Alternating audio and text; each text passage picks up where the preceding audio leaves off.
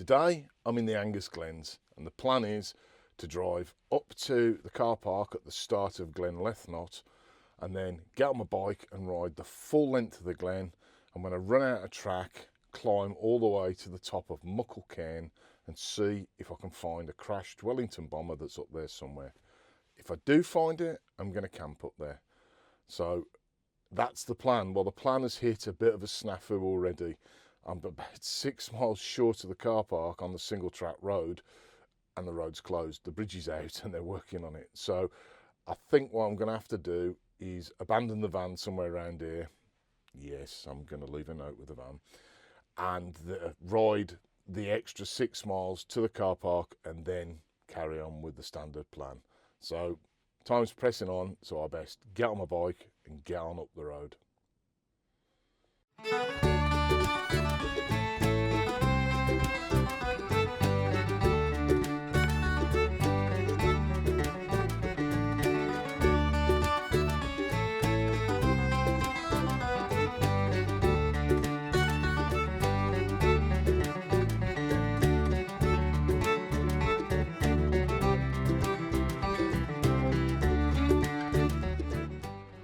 Well, that's me now at the car park that I was supposed to start at, so that's 6 miles extra. I'm just hoping that the bike's got enough battery to get me back, but if not, I'm going to be doing it the old-fashioned way. And nevertheless, we're still heading into the hills. Been a bit eventful. I've already had one puncture, which I didn't really expect on the tarmac sections, but onward and upwards.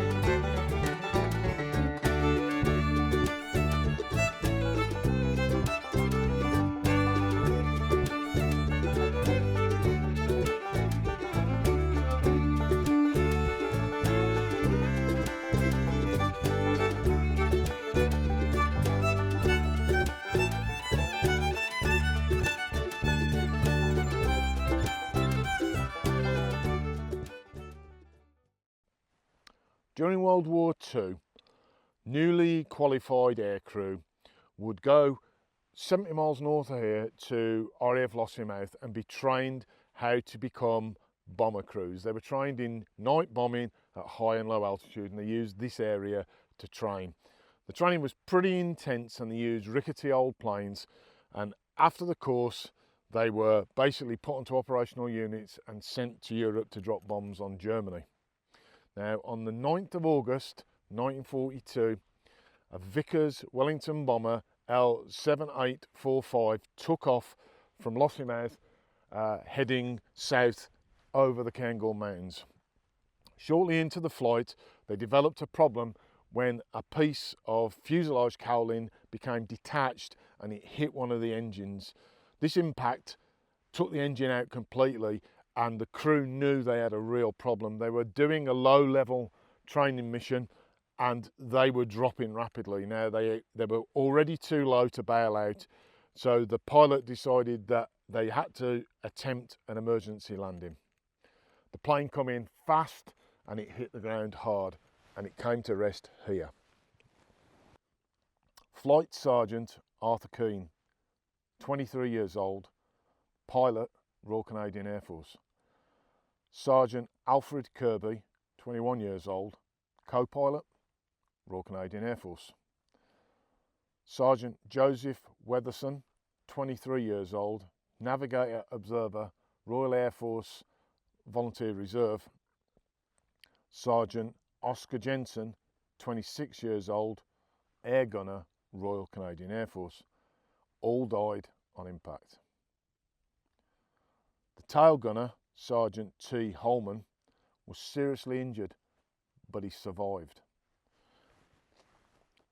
The bodies were removed from the mountainside, and the 3 Canadian airmen were buried at Fettercairn in the small cemetery there. Sergeant Weatherson was taken back to his hometown of Hebburn near Newcastle and was buried. Now, Sergeant Holman, he recovered from his injuries and he survived World War II. He went on to have a family and lived to the ripe old age of 90, where he died peacefully in 2011.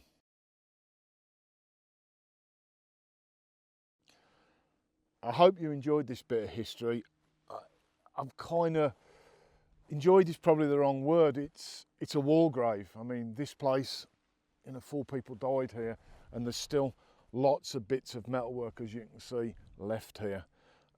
I think it's a really interesting bit of war history, and because it's in such a remote place, it's been left alone. Now, it is actually illegal to take anything from this site, and there is a strange story about the tailplane. Now, the tailplane is about 500 metres down the hill, and the story goes that a museum from the south of England decided that they were going to come up here and take it home and restore it and put it in their museum, but they never thought to consult the landowner, and he was rather unhappy and came up here with a squad of his gamekeepers armed to the teeth and told them to, quite frankly, drop it where they'd got it and get off his land. And that, I'm told, is why the tailplane is over there. How true that is, I don't know, but that's what I was told by one of the gamekeepers. So what I'm going to do now is I'm going to find a spot to pitch my tent. I've got some water. I found a burn just down the hill there, so I've got some water, and that was a bit of a priority. So I'm going to pitch, I think, over there on a bit of peat, because this is a bit of a peat bog, but it's nice and dry at the moment, so nice smooth bit of peat should work just nice. So I'm going to go and do that, and I'll bring you back when I'm set up.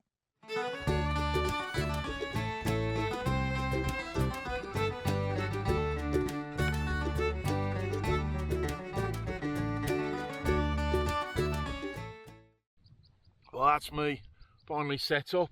I got a nice sugary brew because, boy, I burnt some energy coming here. That might be an electric bike, but it's heavy when it's got all its kit on. And I had to take a detour. I spoke to some gamekeepers on the way up the hill. They suggested kind of cutting across the hill was a bad idea. Now I've seen it, they are right. It is a peat bog and it's very, very kind of rutted and up and down. So I had to basically go around the skyline, following the fence, and then drop down over there. So I suppose it added, I don't know, about 4 miles onto my journey. It took me from the car about 3.5 hours, but it was a bit of a puff and a blowing at one point, but it was good fun, and it is an amazing spot. I mean, yeah, it's pretty amazing that I've finally got to find and see this air wreck, but just where I am is fantastic. I'm at the top of Glen Lethnot, and Glen Clover is just over the back of that hill there, and it's 7 o'clock at night, and it's lovely and warm, and the sun's still out, and yeah, it feels good.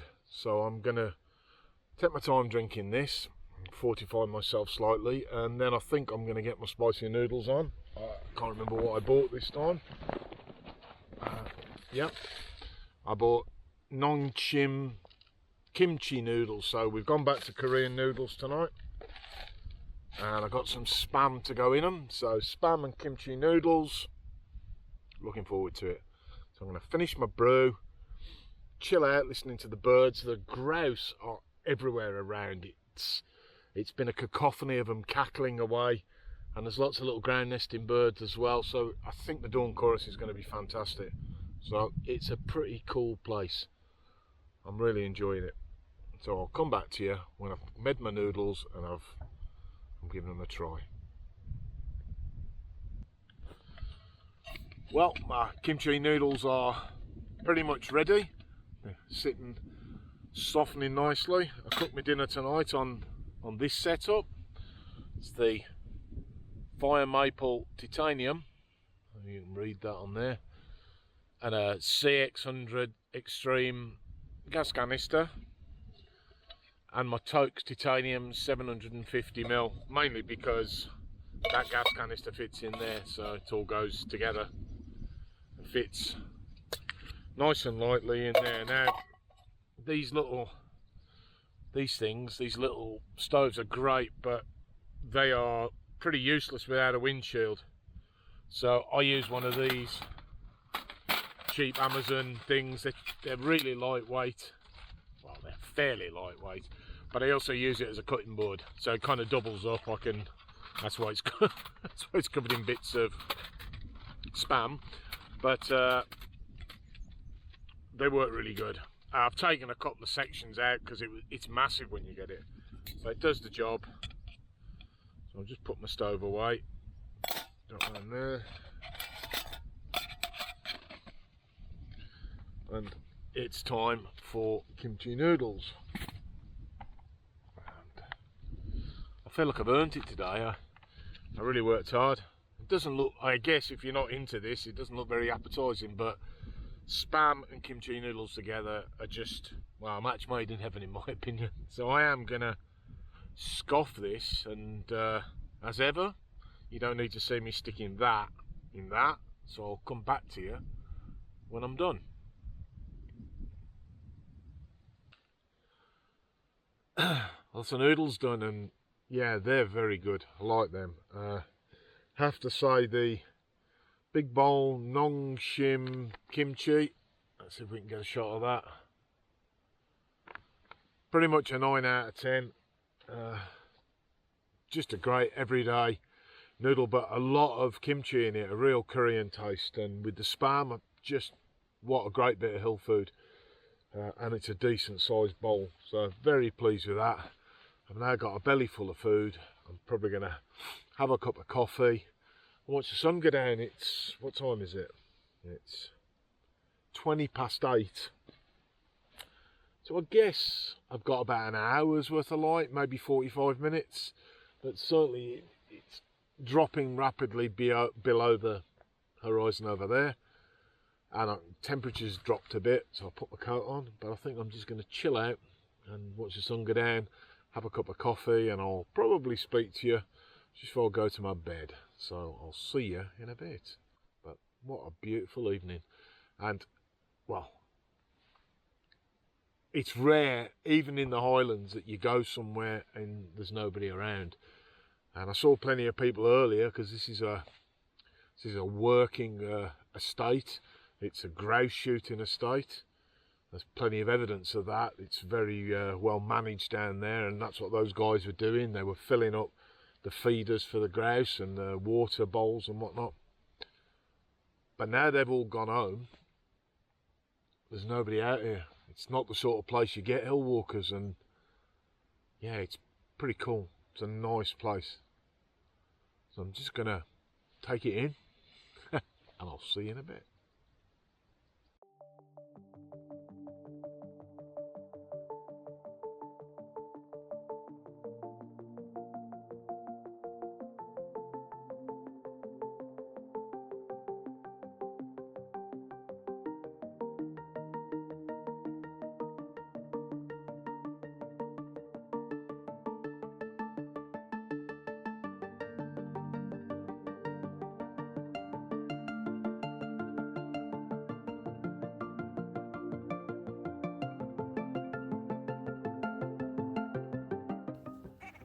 Well, it's 10 to 10 and it's still light.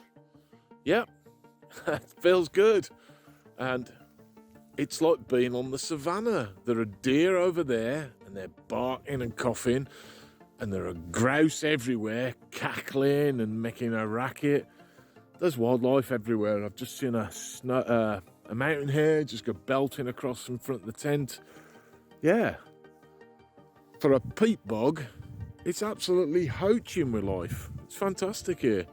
So I'm going to wait till it goes completely dark and then I'm going to go to my bed. But this is absolutely brilliant. And it's a clear sky and a half moon. But yeah, absolutely wonderful. 10 o'clock, not dark. Yeah, bring it on. It's the summer. Well, that's me. I've had a good listen to my Rebus book. I've watched the sun go down.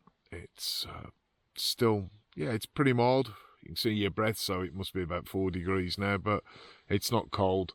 And it's still quite light outside. It feels like a summer's night, but yeah. it's pretty good. So I'm going to get my head down, and I will see you all in the morning. So, see you in the morning. Well, good morning.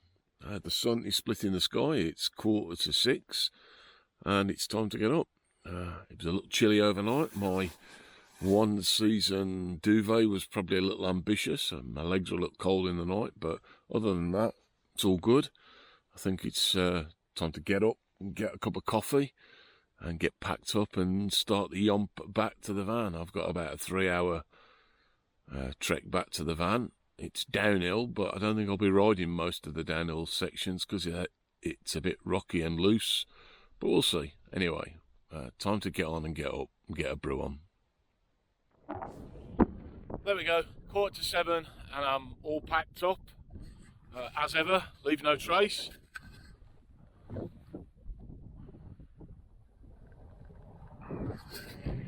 All that's left is the plane wreck, and that stays there. So now I've got to, if I turn round, I've got to walk my way up to the ridge line up there and follow it all the way around to the top of there, and then all the way down there, and that little clump over there is where I pick up the track. And I'm not sure if I'm going to be riding down because it's really loose and rocky, so I think I'll be riding down the easy bits and walking down the hard bits. But anyway, I estimate about 3 hours back to the van, so I better get going. So I will maybe film a little bit of it, and I'll see you back at base for a wash up. Okay, so that's me back home, and what a brilliant trip that was. I was very fortunate with the weather. It was lovely and warm, nice clear skies at night as well, so really great. Fabulous place, really enjoyed it. The unexpected additional 5.5 miles was a bit of a surprise, and yes, if you're planning on going up to the top of Glen Lethnot, the car park is going to be out of use for at least 12 months, I'm told. The bridge is taking a long time to be rebuilt because they're rebuilding the whole road. So, yeah. Anyway, the estate workers I met were really helpful. It's a grey shooting estate and it seems to be pretty well maintained. There were a lot of workers on the hill. I think I met 6 guys when I was out there. And they were really nice chaps, and they gave me some good advice on the route to take. I was planning on cutting across country. They reckoned it was a bad idea, that the ground was a bit rutted and boggy, and they suggested I took the route following the fence, and that was probably good advice. I had a great time. Now, as far as kit was concerned, I used my Tamar, what's it called? Yeah, put the name there. My ultra lightweight tent, and this time I slept with one of the vestibule doors rolled up all night with just the bug net zipped shut. My thinking was that if it started to rain in the night, I'd hear it. I could easily, zip the door down. But what it did do is it meant I had zero condensation, none at all. Obviously, the increased ventilation just solved that problem. So the tent is actually very good. I've just had condensation issues with it in the past, none at all this time. Now, I took a 1 season down duvet with me, a quilt. And that was probably a bit ambitious. I got a bit chilly in the night, but that's okay. I mean, I think it dropped down to about 4 degrees, and I think it's a 10-degree sort of setup. So I wasn't going to die, but my legs got a bit chilly. But all in all, a fantastic camp. Now, I'm not going to leave the locations for it. If you want to find it, it's in Glen Lethnot, next to Glen Clover. There's plenty of information about crashed bomb sites on the Cairngorm Mountains online. Do a bit of research, you'll find it. But anyway, I'd like to thank you for watching if you stuck with me till the end. If you're not already subscribed, it would really help the channel if you click the subscribe button, give me a thumbs up, like, and leave a comment. All helps the algorithm find the channel and recommend it to other people. So with that, I'll say ta-da. Ta-da.